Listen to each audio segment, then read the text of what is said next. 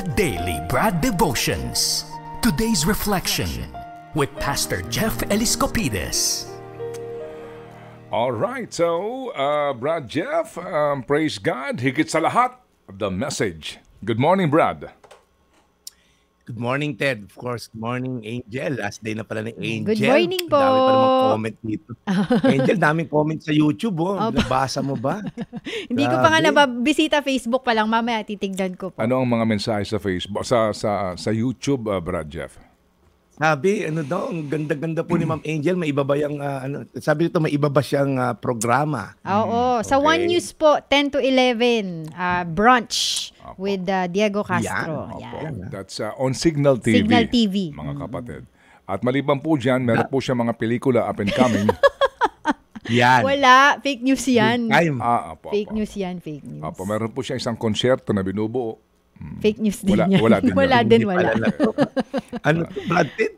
Kompleto patatas, actress, singer, Wish ko lang hindi. Hindi tayo ganyan. Opo, hindi ka Hindi po ako artista, hindi rin ako singer. Dahil pag naging singer ako, baka ipapanganak na yung tataob kay Ann Curtis. Weird, no? Lahat ng pamilya ko po musically inclined. Ako, musically declined. Pero hindi bale, it's well compensated. Ay, ganun ba? Dinaan sa iba. Kita mo naman, sa tao pa lang nito, boundary na ako. Kahit di na magsalita. Baby Brad ka na. Kahit di na magsalita. Tumawa lang at tumawa. Boundary na ako. Okay. Sige. So, Chacha. Sabi ko nga kahapon kay Chacha, relax ka lang. Take your time. Hala. Okay. Wala namang problema doon, di ba? Relax ka lang, you take your time, okay? Take your sweetest time. Okay, Brad Jeff, anong ating magandang balita today? Well, maraming mga nag-aabang, Brad Ted, na aking mga nag-message dyan na ngayon. Enzo Ronquillo, thank you for tuning in. Birthday din, Brad, ng kaibigan ko sa church. Kasama rin namin to sa recent Israel trip, Kuya Brando Barantes. And happy listening din, Pastor Jerome Gutierrez. May small group sila ngayon, nakikinig. And JR Avicilla and the rest of the team. And last na lang, happy listening, Prive VIP team, Baby, Rich, Dan, and Micah. Thank you so much for supporting our segment. Nasa tema po tayo ng The Lord's Prayer. Kapag tayo po yung nagdarasal, we are actually putting our trust sa higher being. Yun nga po sa Diyos. Otherwise, kung feeling mo mas matalino ka, mas magaling ka, mas mataas ka, huwag ka na magdasal. Diba? What's the use kung magdarasal ka, aasa ka rin pala sa sarili mong kakayanan. So that's what we're saying. When we pray, we are tapping into a greater power. We're tapping to a greater object of our devotion. Kaya po, God is faithful sa kanyang mga pangako. Sinimulan natin ng Lunes, pag sinabi natin the Lord's Prayer, sinimulan natin na adoration. Our Father who is in heaven, hallowed be your name. So we adore Him. Pangalawa po, kahapon, submission. Okay, nagdasal ka, huwag kang mag-submit sa sarili mong discarded kakayanan. Mag-trust tayo, Lord, thy will be done. Ngayon po, pag-uusapan natin provision. Give us this day our daily bread. Bakit po daily? Why not weekly bread? Hindi mo natanong Angela, di ba? Bakit di monthly? Or better nga, yearly bread. Para next year na lang ulit ako makipag-usap sa iyo, Lord. Yan pong problema kasi si Lord, ang desire niya, primarily, is to have a relationship with us. Hindi siya sugar daddy na pag may kailangan ka, saka ka lang lalapit. Okay? Na ang tipong relasyon natin, provide mo yung needs ko, kakausapin kita. Hindi po ganun si Lord. Ang gusto po niya ay relationship.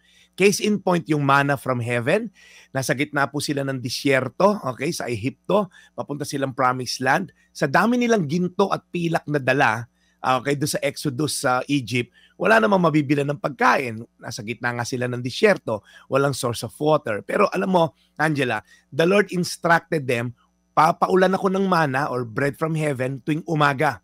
Kukuha lang kayo ng sakto for the day. 5 anak mo, kumuha ka na ng ilang salo, good for 5 members of the family. Huwag kang kukuha ng good for 2 days kasi mabubulok yan sa gabi, babaho sa buong kampo. Of course, may mga hindi nagtiwala sa salita ng Diyos, kumuha ng good for 2 days, good for 3 days, kasi nga, baka magkalimutan si Lord, hindi umulan bukas. Yun po problema, when we pray, are we trusting the Word of God? Never will I leave you nor forsake you. Bakit tayo makakapagtiwala sa Kanya? Sabi sa Filipos 4:19, Pakita mo, Seth. At dahil kayo'y na kay Kristo Jesus, ibibigay sa inyo ng aking Diyos ang lahat ng pangangailangan nyo mula sa kasaganaan ng kayamanan niya. Dahil daw po tayo may relasyon sa Diyos, ibibigay daw po lahat, hindi ilan, hindi konti, lahat ng pangangailangan natin. Mula daw po sa kanyang kapangyarihan, kasaganaan, at kakayanan. Alam niyo po, just to end the manna story, for 40 years, every single morning, God never fails to provide manna from heaven. 40 years po ito, 365 days a year. Hindi po nagmintis ang Diyos sa pag-provide ng bread from heaven every morning. Ang tanong na lang, ikaw kapatid, nagtitiwala ka ba sa kakayanan ng ating Diyos? Okay, sasabihin na iba, ba't ako laging kulang? Ang tanong po, na kay Kristo ka ba? Ano ba siya? Parang genie. Hinihimas mo lang pagkailangan, pero kagluguran niya, kagustuhan niya, ayaw mong sundin. Hindi siya ganon. Sundin mo muna ang kaluguran niya at ang blessing will follow. Again po, Filipos 4:19, at dahil kayo'y na kay Kristo, ibibigay sa inyo ng aking Diyos ang lahat ng pangailangan nyo mula sa kasaganaan ng kayamanan niya. Tayo po'y manalangin. Panginoon, salamat po. Ang isang testament of your faithfulness is the manna from heaven. You never fail to provide every single day. Salamat, Panginoon, dahil kami nagtitiwala sa sinabi mo na hindi mo kami pababayaan kailanman. Kami nga po ay anak nyo, kaya nga unang salvo ng prayer is Our Father. At walang matinong ama na hindi nag-provide sa kanyang anak. Salamat po. How much more kayo na aming Ama sa langit? Provide for daily needs. In Jesus' name. Amen. Amen. Amen. Amen. Mahal na Panginoon, our Father, muli po maraming salamat today sa magandang balitang hatid ng The Daily Brad. We pray para po sa inyong gabay, patnubay at pag-alaga kay Brad Jeff Eliscopides lagi at sa kanyang pagmimisyon. Panginoon, salamat po muli sa mga biyayang dumarating sa aming programa para po sa mga nangangailangan. Salamat po sa paggamit po sa aming programa na daluyan ng mga biyayang ito. Kayo na pong bahala sa mga mabubuting loob na patuloy pong nagbibigay ng tulong sa mga taong nangangailangan nang hindi man lang po napapakilala.